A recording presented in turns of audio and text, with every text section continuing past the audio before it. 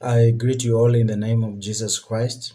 I trust you're going on well and you're at least thriving despite what is going on all over the world. I just want to share my heart, the greater part of it, and I hope that we are all going to be blessed.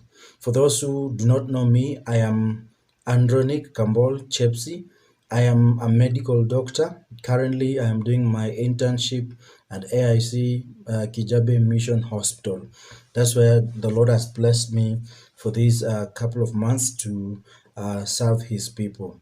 Mental health is an important aspect of anybody and everybody. It doesn't matter who you are, whether you're rich or poor, whether you're a man or woman, whether you are young or old. Mental health affects everybody, just like any other disease, any other disabling situations that a human being can go through. So, it is not for us to say that mental health is just for a few people. It is for us to understand that it could affect anybody, and anybody is at risk of going through a mental breakdown. So, with respect to that, I want to bring into our attention that we need to have a clear understanding. We need to have an idea of what it takes to have stability in our mental capacities. Just like a computer, which has got a central processing unit, without which you cannot have a computer. When that part of the computer breaks down, it cannot function. So it applies to our brain. When you talk about mental health, basically the best way to look at it is to, like any other disease, we attach diseases to a specific organ in the body. For example, when you say myocardial infarction, it's a disease of the heart. When you say cancer, you attach it to a specific organ. Which cancer? Cancer of the lungs, cancer of the intestines, cancer of the ovaries, and that by that it makes sense. So when it comes to mental health, it is not something abstract. It is basically a disease in the brain. Therefore, having that in mind, that mental well-being is something that affects our part of our brain and how the brain functions. And if your brain is not stable, not functioning well, therefore even the rest of the body cannot function well. You'll not be effective in whatever work you're doing. If you are a Christian, or let me be specific a little bit, if you are somebody like a pastor, you assume that you're a man of God, you cannot get a mental breakdown. Maybe you cannot you know get into depression, or you cannot go through stress. It will be so much unbecoming of us to think like that, that there are people who are immune to going through mental breakdown. So it is important for us to understand that, and to accept that every one of us is at risk at one point or time. If maybe you've gone through it already, you never know. Maybe in the next few days you might go through it. You never know. Therefore, mental health by WHO definition, just trying to paraphrase that, it is when somebody is able to be able to identify his or her own abilities, be able to cope with stress. Life is full of stress, and therefore, if you know you are able to cope with stress, when it comes, manipulate yourself around it and adjust, and go through it successfully, then we'll assume that at least your mental state is better. But the moment you realize that even a small um, form of stress puts you in a situation that you're not able even to know who you are. You're not able to go through life. You're not able to do small things. For example, waking up is just a problem. Eating is a problem, or just cleaning yourself, taking care of your own body, taking care of the house chores, for example, cleaning your house, or you can't even see love in people anymore. as in you're not able to cope with normal life activities, then we start getting worried that you're not doing well in your mental well-being. And we do not have to wait until it is that extent. It simply could start with something simple like today you wake up and you're just feeling tired, again tomorrow, and the other day, and the next day, and the next day, and the same trend keeps on going. If more than a week you are feeling like you're just tired with life, then it is an alarming thing. So that is just basically a simple definition of a good mental state. If we are in a good mental state, we are able to be productive with our life, with our daily activities, whichever thing you do. So it is important that we recognize ourselves early and know, are we doing well or not in terms of our mental state. Therefore, as we look into that, let me just say something about why it is important to be in a good mental state, or at least that you be on the watch and take care of yourself. Nowadays, people are very careful on what they eat. Everybody is up and about trying to take care of their diet because maybe you heard that a good diet is good for the body. Maybe you want to lose some calories, you want to reshape your body, or for some they want to add some weight. And people are careful. That's a good thing. But what about monitoring your mental well-being? You know, why is it important to do that? It is important because, like I said, um, it is the engine of the body. Without the brain, okay, some may argue that the heart is the engine, but I'll tell you that without the brain, you cannot even lift your hand. Okay, you can't. You cannot think. Um, Basically, many things stop. You could be moving, yes, but you can't be productive. You can't be effective. So it is important to maintain a good state of health, to remain effective. If you're a Christian, you need to be effective in your ministry. You need to be effective in your life, whether be it at home or at work, wherever you are. You are called to be effective, and you cannot be effective if you are you've broken down mentally. So it is important that we remain in a good state of mental health, even as a Christian, even as you anticipate and plan to be effective when it comes to kingdom matters. So I want to charge you and call upon each one of you to be on the watch, especially to the Christians. Sometimes people might become, allow me to use the word, overzealous. Um, the Bible tells us to be wise in our ways, you know, to be to understand seasons, and make the most out of every time that we have. We are not called to just be foolish, and to, to be this. Allow me to use these words that, you're heavenly minded, but of no earthly benefit. It is disastrous. I want to say that I think we are heavily minded, yes, but also we need to be of earthly benefit. So you cannot just say, I'm going through stress, and whatever, as long as I've prayed, that's all.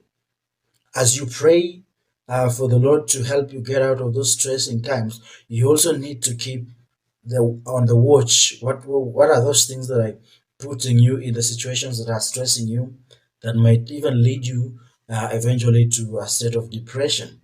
You need to count them, isolate them, those events, those activities, the situations, or be it persons that are leading you into situations that compromise your mental state. That is wisdom. You do not just pray, for example, to stop alcohol and then you go back to the same alcohol.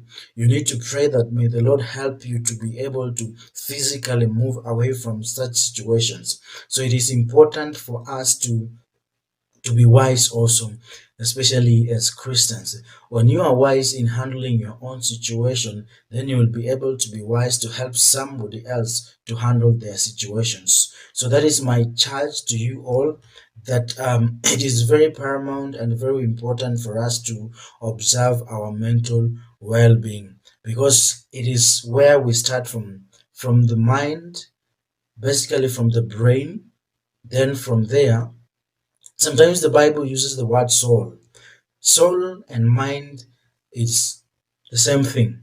So it is where our thoughts, our emotions are being drawn from.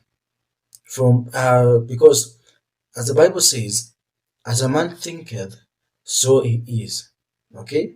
So if your mental state is not in good situation, what you think, what you feel, might not be right or in the right direction. And therefore, since what you think and what you feel is what you're going to do, that is what you're going to do, and that's what you're going to maybe become. Okay?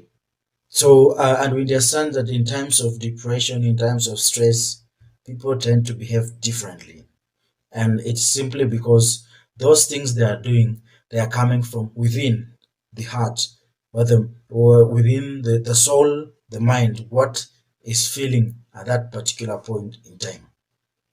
So, the other thing that I want you to allow me to share is, um, so for example, somebody who's going through depression, depression is too extreme. It's a medical diagnosis.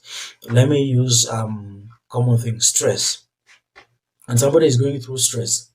More often than not, is that they have already been put into, let me say, the corner by circumstances.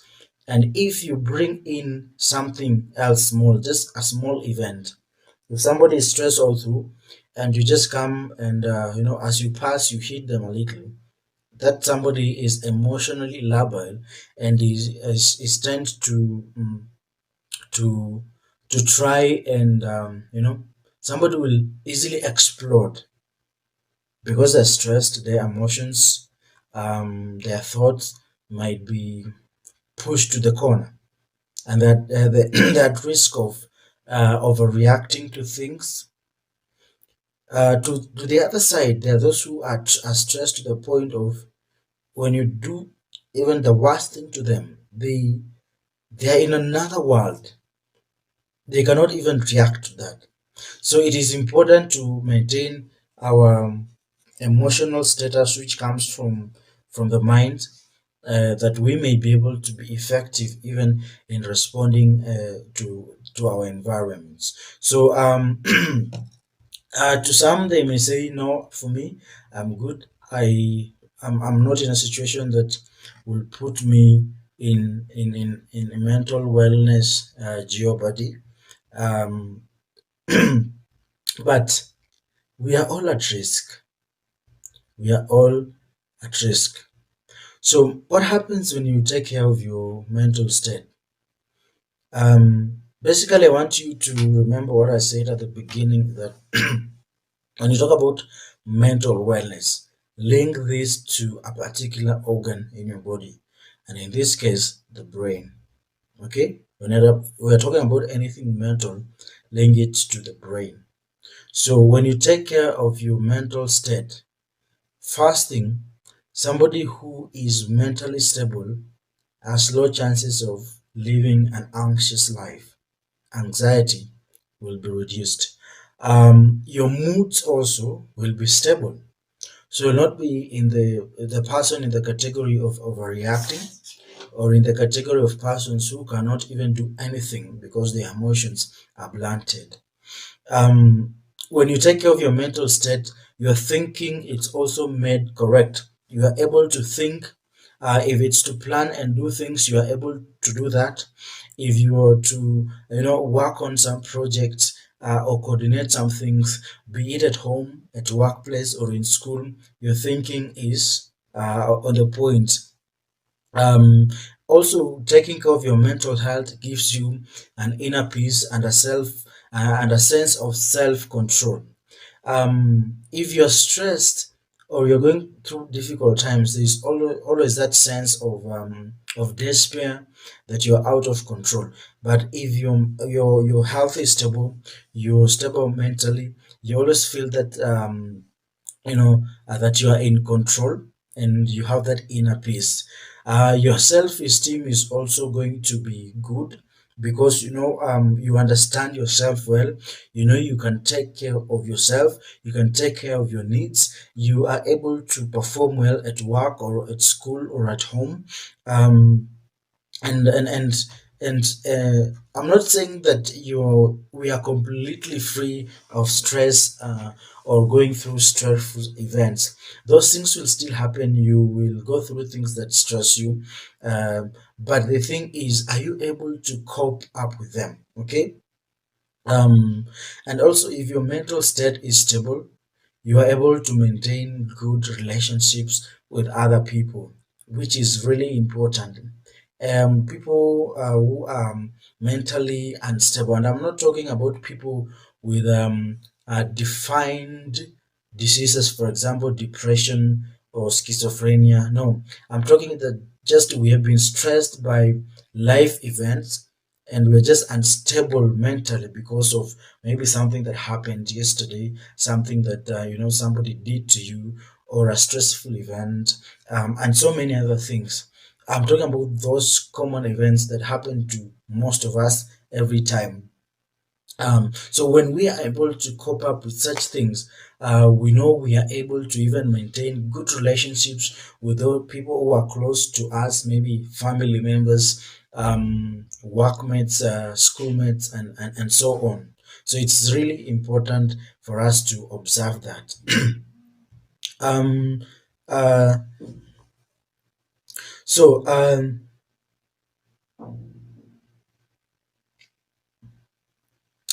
allow me to say this. So somebody asked, um, or maybe you're thinking, what could make me to just go through to get myself in a state where I'm not mentally stable? So many things, and most of the time there are no things that will look really really big. Just small things, small events of life. For example, if you're maybe young person to youth, um, social life, maybe relationship. It's actually one of the common stresses nowadays. Failed relationship, romantic relationship to be specifically, um, or abuse in the relationship, financial constraints, economical speaking. mm, Maybe you're in school and things are not working out. You do not have school fees. You're not passing your exams. Things are just happening here and there. Other things that stress people is like bereavement, maybe loss of a family member, loss of a friend, combined with maybe tough situations at school, tough situations at work. All these small life events that happen to us that disturb our minds. Today this happens, tomorrow this happens, the next day another thing is happening, and they just pile up and pile up and pile up, and before you realize it, you are exploding and you're out of control. And it doesn't happen in one sitting, that today you just woke up and this thing happened, and then you're on the roll down the mountain.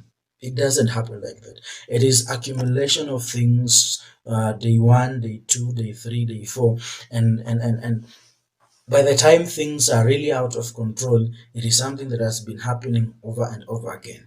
And my heart I share to you is that, for the people that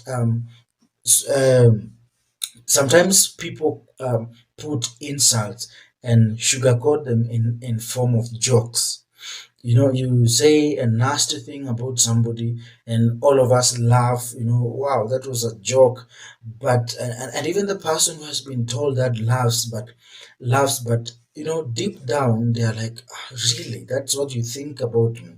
And then tomorrow there's another joke said about that person, there's another joke said about that person, and before you realize it, it becomes, and maybe this person is your friend, they do not want to tell you that you're hurting me through your jokes. And so before you realize it, somebody has been hurt by just your simple jokes. So let's be careful on the words we tell our friends, the words we tell people randomly. We are called to be encouragers. In fact, the Bible rebukes us from using coarse words, specifically coarse jokes. Um, we are called to uplift each other. The Bible says that sing to one another hymns, songs of praises, and words of encouragement. Let the words that come out of us be words of encouragement and uplifting. Okay, so that's my my charge to us, because you never know, you say something that looks small, but somebody goes home and is thinking and thinking about what you just said. So mental wellness is really important. So I mentioned some of the simple life events that could be happening. Allow me to add another one that is could be pretty common among Christian community. For example, we are people of faith, yes. You've been praying about something really, really, and honestly to God to do it, but it tarries and it tarries and it tarries. You're praying day in, day out, and months go, years, and it's not happening. Do you know that can be a source of stress and could lead somebody to depression? Somebody says that actually many people who are depressed and are mentally unstable are found in church. Okay, something to think about. That is interesting. So we need to be aware of ourselves and the people around us. Yes, we pray, we trust in God, but God has so many different ways of answering our praise. And if we are not realize that, we might find ourselves being depressed and discouraged, stressed, that why is God not doing it? Somebody is praying for a spouse um, to come, and years and years, and it's not coming, could be a source of depression, could be a source of stress. Somebody could be praying for a job, or just any other random thing that you could think about, and we are praying for them honestly, and it tarries. And do you know it could lead somebody to a state of stress and maybe to depression. So it's just the common things that do happen. And some of the things that happen when we are mentally unstable is one, we become vulnerable. We become vulnerable to, for example, if you've been praying for something and it doesn't come, you reach a point, you give up, you become vulnerable to anything that passes in front of you. And before you realize, that is not what God had planned for you. The other thing is we become vulnerable to manipulation by other people. We might ourselves become violent. Um, it could lead to death. Actually, somebody can commit suicide or can kill somebody else because of violence. And you go on and on and on. Somebody becomes unproductive in life. Maybe you become unproductive in at work. You lose your job. Maybe you had a family, you are not able to take care of your family, you become unstable, you cannot pursue your God-given desires and your God-given dreams, and everything just falls out of place because we were not keen to recognize this thing early enough. So mental well-being, as I go on to finish, is that it's a state that we need to be aware that all of us are at risk of having a mental breakdown. So when we are able to identify the stresses in our lives, we are able to cope up with them. We are able to adjust and adapt to the stresses of life. We are able to manipulate our way through them and out of them, we are able to adjust and wake up the next day strong and going, that we will say at least we have achieved a mental well-being status. But if at any point you feel like stresses, you're not able to cope up with them, they are making you unproductive, they are interfering with your normal life, they are interfering with the routine of the way you've been doing things, they're interfering with your performance status. You realize you are at work and you're just sleepy, you're just tired, you do not find joy again in doing the things you used to do, you do not find pleasure in the things you used to do, you do not find pleasure in having friends around you, yet you used to love talking to people, you used to love having friends around you. It is a sign, somebody, you had a good appetite and suddenly food doesn't make sense to you again, or you suddenly start eating too much, and so many other things. We need to start getting concerned and try to find out how do you, if you realize you're going through such things, how do you get. One of the simple things to do is just talk to friend, talk to a confidant, somebody who understands you, and try to share what you're going through. The thing is, find help early. If you can talk to your friend, if you can talk to a professional counselor, psychologist or psychiatrist, or anybody that is professional and can help you, do that early. Do not wait until it's too much. The earlier the better. As you do that, there are other things that help to work as distractors from your stresses. Maybe you could do something like physical exercise, maybe the gym, or taking morning runs or evening runs, playing a game that you think you can play, finding new hobbies, for example, reading motivational books, listening to motivational speakers, listening to to doing something that will act as stresses. I really emphasize on that. As you seek help, at the same time, do something that is productive, that is helping you to, is distracting you from the main stressor. It will really help you instead of just sitting there.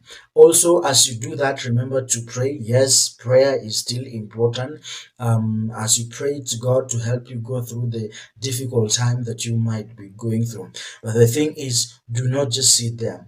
When these things, I said, when by the time somebody is having a mental breakdown, even over the slightest form, it is a pile up of things. And so it will not take only one thing to come out of it. It takes several steps. You're praying, you're talking to a friend or a professional, you're finding a hobby to distract yourself, and all those things. But I believe that when we do that, we'll be able to be mentally stable, and all those things. And for those of us who have not found themselves in such a situation, or you think you do not want to find yourself there, start early. Prevention is still better than cure. And identify yourself. What are the potential stresses in your life, and try to deal with them as early as possible. Do you think your job or what you do is monotonous? Monotony could also lead to stress. Add something into your life instead of just your job. Add something, add a hobby. What do you love to do when you're free? Instead of just sitting there, you could do something that could add fun and joy and satisfaction in your life. Do you love visiting people, maybe in prison? Do you love talking to people? Do you love painting? Do you love cooking? Do you love just walking and observing the beauty of nature, and so many other things? I know, because I've tried this in my life, and it so works and it's so beautiful. Because sometimes we work and work and work, and it just gets us in trouble. But when you add something of joy into your heart, in this life, it adds satisfaction into you. So I want to believe I might have said a lot of things. Some do not make sense, some may make sense. I may not have said something that you wanted to hear. I may have said something that you didn't want to hear, but I trust that in all these things, I have just tried to share my heart, and I trust that you've been blessed. And just reminding you that mental wellness, especially as a Christian, you need to be mentally stable to be effective in the kingdom assignment. So until next time, may God bless you so much. I want to appreciate everybody that thought to give me this opportunity to share, and I am really humbled by this. So I love you all, and may God keep blessing you. Once again, as I finish, my name is Andronic Kambol Chepsi. I am a medical doctor currently doing my internship at AIC Kijabe Mission Hospital. God bless you so much, and see you next time.